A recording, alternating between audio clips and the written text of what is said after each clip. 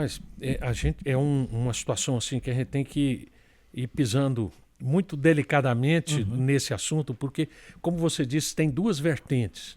Eu sinto que existe uma vertente internacional que eles olham muito para o Brasil e exigindo uma preservação ambiental, mas a gente sente que tem um intuito muito forte sobre desacelerar o agronegócio.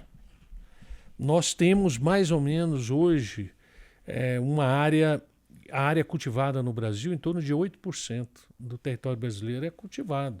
E nós estamos no segundo lugar de produtor de alimentos para o mundo. Mas isso incomoda a Europa, que produz, a agricultura europeia é muito cara, as terras são altamente férteis, mas por questões climáticas. São áreas frias. Nossa área aqui é tropical.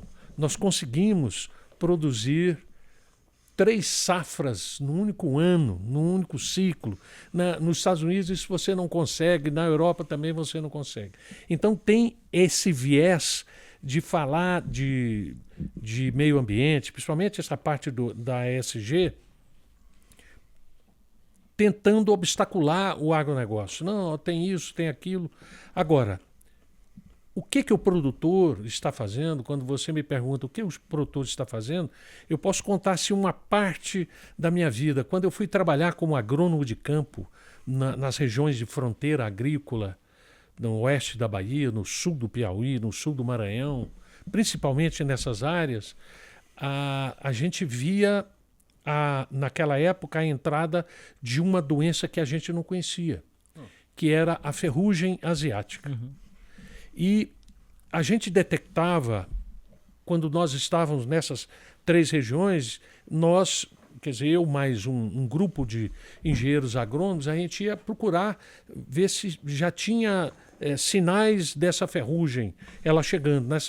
Nessa região não havia, mas como esses esporos desse fungo, eles andam pelas correntes de ar, e a gente entrava nas áreas áreas grandes, de 15 mil hectares de soja, procurando algum sinal na folha, e muitas vezes a gente encontrava, e você olhava assim uma situação assim um pouco rude, né? Rudimentar, era com uma lupa, né? Procurando a folha se tinha umas manchas características.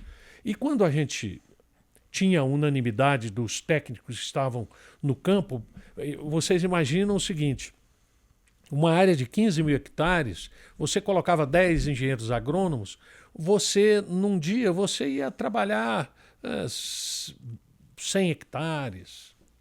Eu também achei.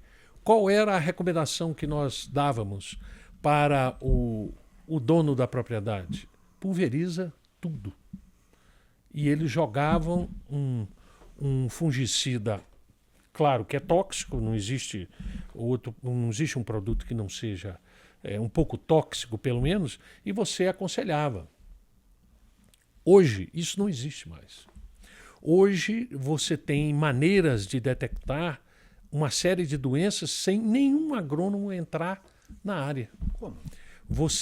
Hoje você trabalha, existe uma empresa, hoje são várias empresas, mas uma das empresas que iniciou um trabalho que nós chamamos de imagens espectrais, imagens multiespectrais e imagens hiperespectrais.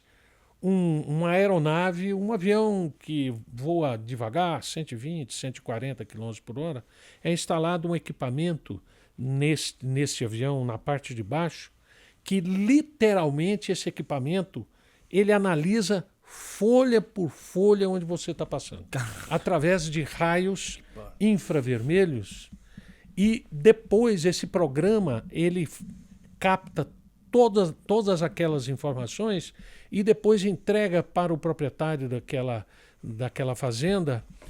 Você tem uma incidência de uma doença tal, nas coordenadas tais e tais, você tem uma deficiência nutricional em determinada área e já com as coordenadas geodésicas para que o proprietário e os técnicos tomem as decisões. O que nós vamos fazer?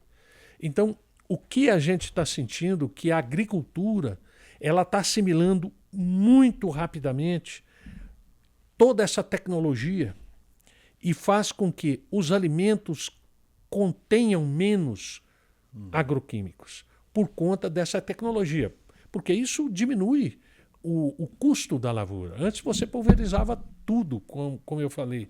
Hoje você pulveriza os setores que estão com problema. Então a agricultura ela vem trabalhando, e o detalhe, você hoje tem o auxílio dos satélites, que tudo isso é trabalhado, e os satélites têm multifunções para a agricultura. Então a gente vê hoje a agricultura caminhando para produzir alimentos cada vez com menos interferências químicas. Químicas estranhas, porque tudo é químico, né? A agricultura, tudo é químico, é o fertilizante, as reações químicas de fotossíntese, de tudo, né? Tudo são reações químicas, mas essa interferência com a questão dos agrotóxicos. Então, a gente sente que a agricultura vem produzindo cada vez mais por área, quer dizer, aumento da produtividade e com uma menor quantidade de agroquímicos. Mas ainda está muito. Nós não temos hoje eficientemente como é que você substitui um herbicida. Você não tem como. Existem trabalhos agora com raio laser e com fogo, que o computador vai passando, quer dizer, o implemento com o computador, ele detecta uma planta que não é aquela que está plantada, e aí ele detecta e é queimado com raio laser, né? Então, é um trabalho que daqui a pouco isso vai funcionar, mas por enquanto não, você está jogando doses massivas de herbicidas. Essa é a nossa preocupação.